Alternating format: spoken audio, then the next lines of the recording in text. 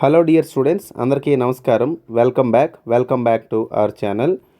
Dear students, ఇప్పుడు మనం discuss చేయబోతున్న టాపిక్ ఏదైతుందో 6th క్లాస్ ఓల్డ్ బుక్స్లో బాడీ మూమెంట్స్, శరీర కదలికలు అని చెప్పేసి ఒక పాఠం ఉండేదండి.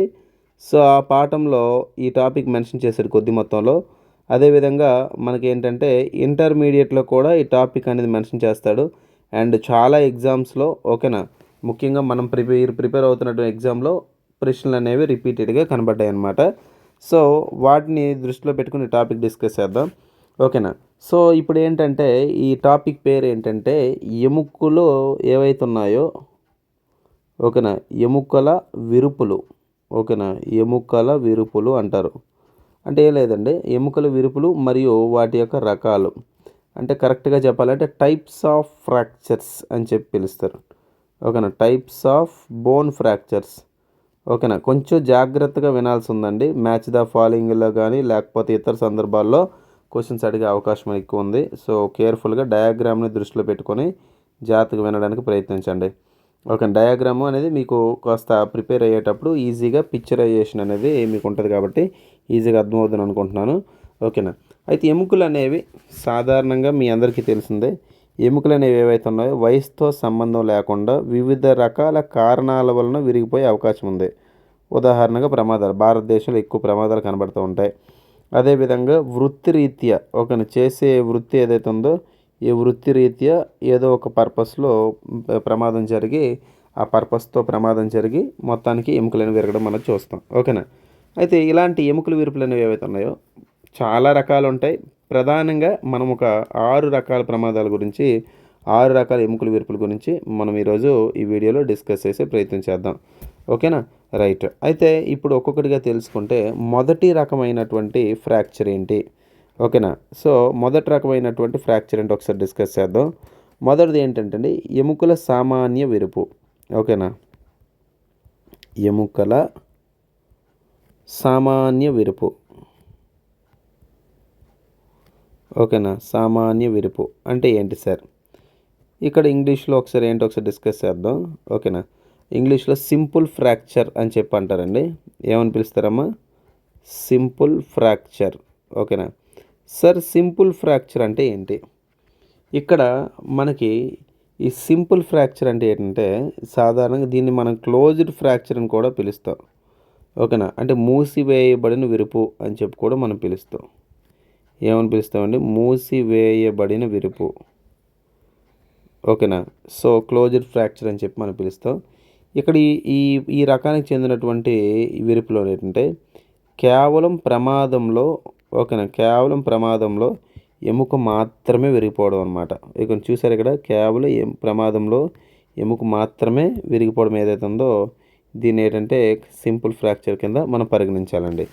ఓకేనా, రైట్. మరి రెండవ రకానికి చెందినటువంటి ఫ్రాక్చర్ ఏంటి సార్? ఇక్కడ రెండవ రకానికి చెందినటువంటి ఫ్రాక్చర్ ఏంటంటే కాంపౌండ్ ఫ్రాక్చర్ అని చెప్పి పిలుస్తారు. ఓకేనండి, కాంపౌండ్ ఫ్రాక్చర్ అంటే ఏంటంటే చాలా చోట్ల విరుపు అని అది చెప్పి మనం పిలుస్తాం. ఓకేనా, చాలా చోట్ల విరుపు అని చెప్పంట. సార్ దీనికి సంబంధించి ఏంటి సార్ కాంపౌండ్ ఫ్రాక్చర్ అంటే ఏంటి? ఈ కాంపౌండ్ ఫ్రాక్చర్ అంటే ఏంటంటే బేసికల్గా ఇక్కడ మీకు పదంలోనే మీకు అర్థమైపోతుంది. ఓకేనా, కాంపౌండ్ ఫ్రాక్చర్ అంటే ఏంటి అనేది. ఓకే సార్, ఇక్కడ ఈ కాంపౌండ్ ఫ్రాక్చర్లు ఏంటంటే దీన్ని ఓపెన్ ఎముకల విరుపు అని చెప్పి కూడా పిలుస్తారు. ఓకేనా, దీన్ని ఓపెన్ ఫ్రాక్చర్ లేదా ఓపెన్ ఎముకల విరుపు అని చెప్పి కూడా పిలుస్తారు. అంటే ఏంటంటే విరిగిన ఎముక ఏదైతే జాగ్రత్త వినండి, కాంపౌండ్ ఫ్రాక్చర్లో, ఓకేనా, కాంపౌండ్ ఫ్రాక్చర్లో విరిగినటువంటి ఎముక ఏదైతే ఎముక విరిగిపోయిందో ఈ విరిగినటువంటి ఎముక అనేది చర్మాన్ని చీల్చుకొని, ఓకేనా, అంటే స్కిన్ని పీల్ చేసుకొని చర్మాన్ని చీల్చుకొని బయటికి రావడం మనం చూస్తాం. ఓకేనా, చర్మాన్ని చీల్చుకొని బయటికి రావడం అనేది మనం చూస్తాం అన్నమాట. ఓకేనా, అయితే ఇక్కడ ఏంటంటే చర్మాన్ని చీల్చుకుని బయటకు వస్తాయి. ఇక్కడ కండరం అనేది ఏదైతే ఉందో డ్యామేజ్ అవ్వడం మనం చూస్తాం. మజిల్ అనేది ఎక్కడైతే ప్రమాదం జరిగిందో అక్కడ టిష్యూ అనేది డ్యామేజ్ అయిపోవడం మనం చూస్తాం. ఇది రెండవ రకానికి చెందినటువంటి ఫ్రాక్చర్ అనమాట. ఓకేనా, మరి మూడో రకానికి చెందినటువంటి ఫ్రాక్చర్ ఏంటి? ఓకేనండి, మూడో రకమైన చెందినటువంటి ఫ్రాక్చర్ ఏంటంటే జటిలమైన ఎముకల విరుపు అంటారు. జాగ్రత్తగా వినండి.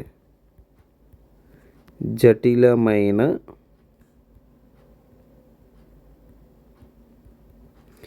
ఎముకల విరుపు అని చెప్పి మనం పిలుస్తాం. సార్ దీన్ని కాంప్లికేటెడ్ ఫ్రాక్చర్ అని చెప్పి మనం పిలుస్తామండి. ఏమని పిలుస్తామండి? కాంప్లికేటెడ్ ఫ్రాక్చర్ అంట. సార్ ఏంటి ఇది ఏం చెప్తుంది మనకంటే, ఇక్కడ ఈ కాంప్లికేటెడ్ ఫ్రాక్చర్ ఈ ఈ టైప్ ఆఫ్ డ్యామేజ్లో ఏంటంటే ఎముకలు అనేవి సాధారణంగా విరిగిపోవడం అనేది మనం చూస్తాం. ఎముకలు విరిగిపోవడంతో పాటుగా ఈ విరిగిపోయినటువంటి ఎముకలు ఏవైతే ఉన్నాయో బాడీలో, ఫర్ ఎగ్జాంపుల్ కాలేయం అంటే ఏంటి? లివర్. ఓకే, లివర్ అని. అదేవిధంగా విరిగిపోయినటువంటి ఎముకలు ఏవైతే ఉన్నాయో అవి మెదడులోకి వెళ్ళిపోవడం, అదేవిధంగా విరిగిపోయినటువంటి ఎముకలు అనే ప్రేగులు అంటే ఇంటెస్టైన్లోకి వెళ్ళిపోవడం. ఓకేనా. అదేవిధంగా రక్తాన్ని తీసుకెళ్లే రక్తనాళాలు, వాటిని మనం బ్లడ్ వెజల్స్ అని చెప్పి పిలుస్తాం. ఏమని పిలుస్తాం? Blood vessels. ఇవి ఈ ఫ్రాక్చర్ వల్ల ఏంటంటే డ్యామేజ్ అయిపోవడం మనం చూస్తూ ఉన్నాం. అందుకే దీన్ని మనం ఏమని పిలుస్తాం? కాంప్లికేటెడ్ ఫ్రాక్చర్ అని చెప్పి మనం పిలుస్తాం అనమాట. ఓకేనా, అర్థమైందండి? కాంప్లికేటెడ్ ఫ్రాక్చర్ అంటాం. నెక్స్ట్ టైప్ ఆఫ్ ఫ్రాక్చర్ ఏంటో ఒకసారి డిస్కస్ చేద్దాం. నెక్స్ట్ ఏంటంటే విఖండిత ఎముకల విరుపు అంటారు. ఇది 4th వన్ అండి. ఓకేనా, 4th వన్ ఏంటి చూడండి. 4th one విఖండిత. ఓకేనా, విఖండిత ఎముకల విరుపు అని చెప్పి అంటున్నాం. ఓకేనా, విఖండిత ఎముకల విరుపు అంటే ఏంటంటే దీన్ని కమ్యూనేటెడ్ ఫ్రాక్చర్ అని చెప్పి పిలుస్తాం. ఏమని పిలుస్తాం? కమ్యూనేటెడ్ ఫ్రాక్చర్. ఓకే, కమ్యూనేటెడ్ ఫ్రాక్చర్ అని చెప్పి మనం చెప్తున్నాం. సార్ ఇదేం లేదండి, ఇక్కడ మనకి కమ్యూనేటెడ్ ఫ్రాక్చర్కి వచ్చేసరికి ప్రమాదంలో ఎముక అనేది చాలా చోట్ల విరిగిపోవడం, ఇది ఇంపార్టెంట్. ఓకే, ప్రమాదంలో ఎముక అనేది చాలా చోట్ల విరిగిపోవడం అనేది కమ్యూనేటెడ్ ఫ్రాక్చర్ అని చెప్పి పిలుస్తారు. ఓకేనా, గుర్తుపెట్టుకోండి. నెక్స్ట్ తీసుకుంటే మనకి 5వ రకానికి చెందినటువంటి ఫ్రాక్చర్ అంటే 5వ రకానికి చెందిన ఫ్రాక్చర్ అంటే తాకిడి ప్రభావం అంటారు. తాకిడి ప్రభావం వల్ల జరిగే విరుపు. ఓకేనా, సో దీన్ని ఇంగ్లీష్లో మన ఇంపాక్ట్ ఫ్రాక్చర్ అని. క్వశ్చన్ అనేది ఎలా అయినా రావచ్చు, మనం మెంటల్గా ప్రిపేర్ అయిపోవడమే, అవసరమయ్యే టాపిక్ అంతా కూడా నేర్చేసుకోవడమే. అదేందా. సో తాకిడి ప్రభావం అంటే ఏ లేదండి, ఇక్కడ ఏదైనా ఒక ప్రమాదం, ఎక్కువ బస్సు ప్రమాదాలు, రైలు ప్రమాదాలు చూస్తాం. ఏంటనుకున్నారు? ఈ ఎఫెక్ట్, ప్రమాదం యొక్క ప్రభావం పెరగడం వల్ల ఒక ఎముకలోనికి మరొక ఎముక వెళ్ళి గుచ్చుకొని ఉండిపోవడం. చూసారా?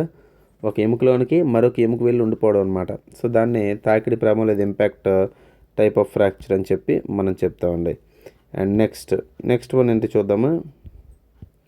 నెక్స్ట్ వన్ ఏంటంటే గ్రీన్ స్టిక్ ఫ్రాక్చర్ అంటారు. ఓకేనా, ఏదమ్మా? Green stick fracture. సో లేత ఎముక విరుపు అని చెప్పి పిలుస్తారు. ఏదమ్మా? లేత ఎముక విరుపు. సార్ ఇది సాధారణంగా ఎముక అనేది విరిగిపోదు కానీ బెండ్ అనేది వస్తుంది. ఎముక అనేది వంకర లేదా వంగడం అనేది మనం చూస్తాం. సాధారణంగా ఇది ఎవరిలో ఎముక వంపు అనేది ఎక్కడ చూస్తాం? పిల్లల్లో మాత్రమే మనం చూడగలం అన్నమాట. అర్థమైందండి? సో చాలా ఇంపార్టెంట్, గుర్తుపెట్టుకోవాలి. ఓకేనా? Right, thank you.